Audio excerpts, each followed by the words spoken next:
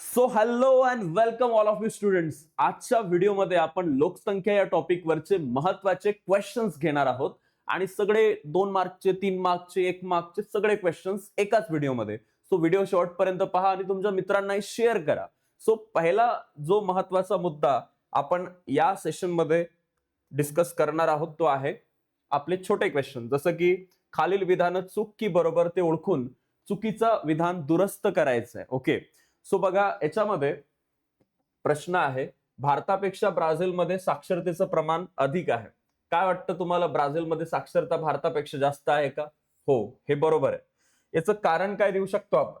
कोणतं कारण देऊ शकतो? याचं कारण द्यायचंच नाहीये. चुकीचं विधान जर बरोबर म्हणजे चुकीचं विधान जर दिलं असेल तर ते विधान दुरुस्त करून सांगायचं. बाकी बरोबर विधानाला काही टेन्शन नाहीये. पुढचा प्रश्न बघा, खालील विधान चूक की बरोबर पुन्हा इथं आपल्याला पाहायचं आणि याच्यात त्यांनी म्हटलेलं आहे की ब्राझीलमधील लोक ईशान्य भागापेक्षा आग्नेय भागात राहणं जास्त पसंत करतात. काय म्हणजे विधान बरोबर आहे की चुकीचं आहे? पहिल्यांदा तर हा महत्वाचा विषय आहे. तर हे विधान जर आपण ऑब्झर्व केलं व्यवस्थित तर तुम्हाला एक गोष्ट इथं दिसेल की हे विधान आहे बरोबर. कारण याच्यामध्ये ब्राझील, समजा हा जो देश आहे ब्राझील देश, आपण जनरली याला असंच घेत असतो. तर हा जो ब्राझील देश आहे त्या ब्राझील मधील लोक ईशान्य भागापेक्षा, पहिल्यांदा तर हा याच्यात दिशा ज्ञान असणं खूप आवश्यक आहे.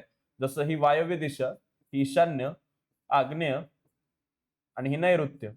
आता याच्यामध्ये ईशान्य भागापेक्षा आग्नेय भागात जास्त लोक राहतात. हा जो ईशान्य भाग आहे इथं लोक कमी राहतात, आग्नेय भागात जास्त राहतात.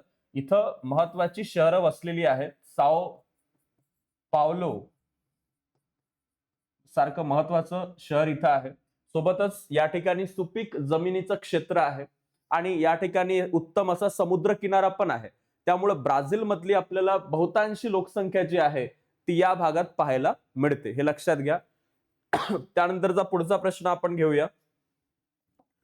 पुढचा प्रश्न असा आहे की हाताच झालाय, बरोबरच विधान आहे. आणि आता हा प्रश्न आहे की भारतातील लोकांचं आयुर्मान कमी होत आहे. काय वाटतं तुम्हाला? आधीच्या काळात कमी होतं, आता भारतातल्या लोकांचं आयुर्मान वाढतंय काळानुसार. सो हे विधान चुकीचं आहे ऑब्व्हियसली. ठीक आहे, आधीचा होती परिस्थिती आपली का नव्हतं काही खासाठी, पण आता आहे. तर दुरुस्त विधान आहे, भारतातील लोकांचं आयुर्मान आता काय होतंय, वाढत आहे. हे विधान असं दुरुस्त करून लिहायचं. दुरुस्त विधान असं हेडिंग टाकलं तर अजून चांगलं वाटेल असं मला वाटतं. त्यानंतर भारतातील राज्यांची नावं लोकसंख्येच्या वितरणानुसार उतरत्या क्रमानं लावा. हिमाचल प्रदेश, उत्तर प्रदेश, अरुणाचल, मध्य प्रदेश, आंध्र प्रदेश. याच्यामध्ये आपल्याला विचारलेलं आहे की खालील राज्य जे आहेत यांची लोकसंख्येच्या वितरणानुसार उतरत्या क्रमानं आपल्याला मांडणी करायची. हिमाचल, युपी, अरुणाचल, एमपी आणि आंध्र. सगळ्यात जास्त लोकसंख्या कुठे आहे? युपी मध्ये. तर पहिला नंबर कोणाचा लागू शकतो या ठिकाणी? युपीचा लागू शकतो. तर बघून घ्या, उत्तर प्रदेश पहिला नंबर आहे, आंध्र प्रदेश 2 नंबरवर आहे, मध्य प्रदेश, हिमाचल, अरुणाचल. अशा प्रकारे पूर्ण एक सिरीज या ठिकाणी तयार झाली. तर ही तुम्हाला माहिती पाहिजे, पेपरमध्ये हे विचारलं जातं. त्यानंतर आता इथं आपल्याला अमेझॉन मध्ये लोकसंख्येच्या वितरणानुसार राज्यांचं हे दिलेलं आहे. सगळ्यात जास्त लोकसंख्या कुठं असेल असं तुम्हाला जेन्युइनली वाटतं? साओ पावलो वाटतं का?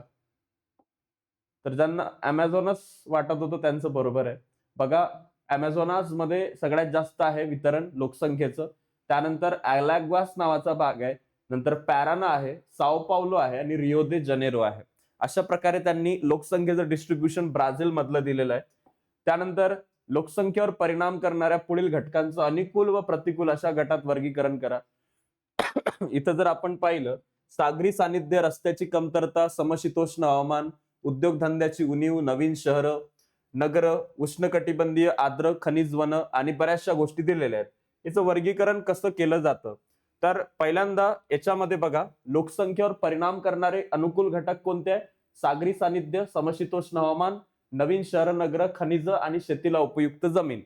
आता आहे लोकसंख्येवर परिणाम करणारे प्रतिकूल घटक, चुकीचे घटक. तर त्याच्यामध्ये जे नाव येतं ते येतं उद्योगधंद्याची उणीव, उष्णता, त्यानंतर रस्त्याची भाग, उष्णकटिबंधीय आर्द्र वन, निमशुष्क हवामान, ह्या सगळ्या गोष्टी याच्यामध्ये येतात. आता पुढील प्रश्न आहे, भारत व ब्राझील देशातील देशाच्या लोकसंख्या वितरणातील साम्य आणि फरक स्पष्ट करा. लोकसंख्येचा जो वितरणाचा भाग आहे भारत आणि ब्राझील मधला, त्याच्यात कोणतं साम्य आहे असं इथे विचारलेलं आहे. तर आपण पाहू शकतो भारत व ब्राझील देशाच्या लोकसंख्या वितरणातलं साम्य असं आहे की या देशामध्ये दोन्ही देशाच्या अतिउत्तर, मध्य आणि वायव्य भागात लोकसंख्या तुलनेनं विरळ आहे. भारतातील अतिउत्तरेकडील जम्मू आणि काश्मीर या राज्यामध्ये ब्राझीलमधील अतिउत्तरेकडील अमापा राज्यात लोकसंख्या तुलनेने विरळ आहे. भारतातील मध्य भागातील मध्य प्रदेश राज्यात, ब्राझीलमधील मध्य भागातील मॉटो ग्रासो राज्यात लोकसंख्या विरळ आहे. आणि भारताच्या वायव्य भागात राजस्थानमधील थरच्या वाळवंटात आणि ब्राझीलमधील वायव्य भागात अमेझॉनास राज्यात लोकसंख्या तुलनेनं विरळ आहे. आपल्याला तो आधीचा प्रश्न का कन्फ्युजिंग वाटला? त्यांनी दाट बद्दल नव्हतं विचारलं, त्यांनी विरळ बद्दल विचारलं होतं, म्हणून तो अमेझॉनासचा भाग काय आला होता? सुरुवातीला आला होता. भारतातील पूर्व पश्चिम किनारपट्टीच्या प्रदेशात, ब्राझीलमध्ये पूर्व किनारपट्टीचा आणि प्रामुख्याने आग्नेय किनारपट्टीच्या प्रदेशात लोकसंख्या कशी आहे? तुलनेनं दाट आहे. समजून घ्यायला कठीण वाटेल, पण वाक्य जर एकदा थोडा वेळ देऊन वाचलं आणि अर्थ लावला तर तो सोपा होणार आहे. ठीक आहे. आता बघा पुढचा प्रश्न आहे लोकसंख्या वितरणातला फरक भारत आणि ब्राझीलच्या. तर गंगा आणि इतर, आपण जर भारतातील गंगा इतर नद्यांच्या खोऱ्यातल्या प्रदेशाच्या लोकसंख्या तुम्हाला दाटच दिसतात. युपी, बिहारमध्ये, पंजाब, हरियाणामध्ये लोकसंख्येचं प्रमाण बऱ्यापैकी आहे. अमेझॉन नदीच्या खोऱ्यात लोकसंख्या कमी आहे, कारण तिथं सर्वाईव्ह करणं कठीण आहे. जनगणना 11 नुसार भारताच्या लोकसंख्येची घनता 382 व्यक्ती प्रति चौरस किलोमीटर होती.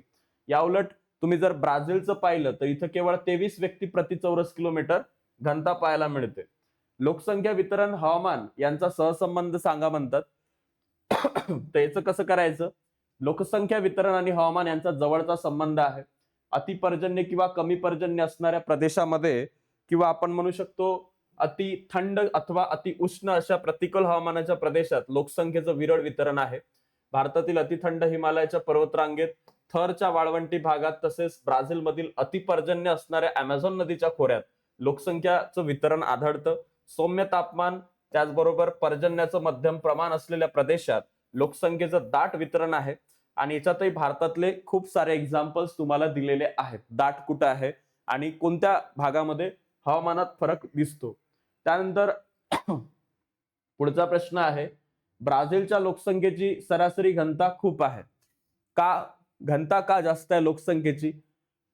पहिल्यांदा तर विधान वाचताना काही लोकांना चक्कर येऊ शकतो की हे कसं शक्य आहे. तर बघा, क्षेत्रफळाच्या दृष्टीनं ब्राझील जगात 5व्यावर आहे. 10 नुसार लोकसंख्या सुमारे 19 कोटी आहे. दृष्टीनेही हा देश लोकसंख्येच्या दृष्टीनेही 5व्याच क्रमांकावर आहे. 5.6% भाग व्यापतो पूर्णचा पृथ्वीचा जो आहे तो ब्राझील देश, आणि त्यावर जगाच्या लोकसंख्येपैकी फक्त 2.7% लोकसंख्या वास्तव्याला आहे. तरी देखील लोकसंख्येचा वाढीचा दर इथं कमी दिसतो आणि लोकसंख्या वाढ नियंत्रणात आहे. या सगळ्याच कारणामुळे ब्राझीलचं आकारमान जास्त असलं तरी तेथील लोकसंख्येची सरासरी घनता जी आहे ती खूप कमी आहे. आणि 10च्या जनगणनेनुसार ब्राझीलमध्ये लोकसंख्येची सरासरी घनता 23 व्यक्ती चौरस किलोमीटर दिलेली आहे. भारताच्या लोकसंख्येची सरासरी घनता जास्त आहे. याच्यामध्ये सगळे तेच पॉइंट, 2.41% भाग व्यापलाय, 17.5% जगाच्या लोकसंख्या आहे.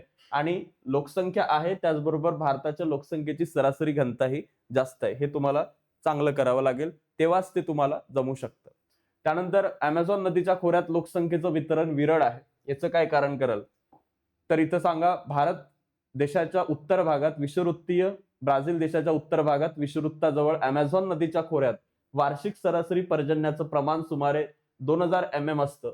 आणि या भागातील वार्षिक सरासरी तापमान सुमारे 28 डिग्री सेल्सिअस आहे.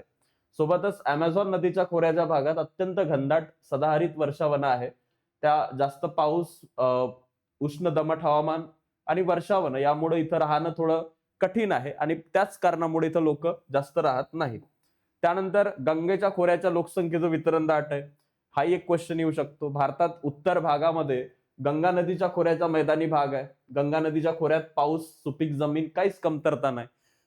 त्यामुळे युपी, बिहारमध्ये लोकांचं जे जाळं आहे दाट आहे, अनुकूल वातावरण आहे उद्योगासाठी, शेतीसाठी, आणि त्यामुळे लोकसंख्या ऑब्विसली वाढणारच आहे. पुढचा जो महत्वाचा भाग याच्यामध्ये आहे तो इथे थांबतो. तर तुम्हाला टॉपर्स बॅच बद्दल माहिती असेल टॉपर्स बॅच सध्या लाईव्ह आहे. तुमच्यापैकी बरेचसे लोक त्याला 2,999 रुपयामध्ये घेत असतील, तर ती किंमत सध्या नाहीये. तुम्हाला फक्त 999 रुपयामध्ये टॉपर्स बॅच सध्या उपलब्ध आहे. आणि ज्या विद्यार्थ्यांना परचेस करायची तर लिंक डिस्क्रिप्शन मध्ये दिलेली आहे. त्यावर क्लिक करून तुम्ही ह्या सगळ्या बॅचेसला जे आहे परचेस करू शकता. Thank you so much. भेटूया आता आपण पुढील व्हिडिओमध्ये. Bye, all of you, take care.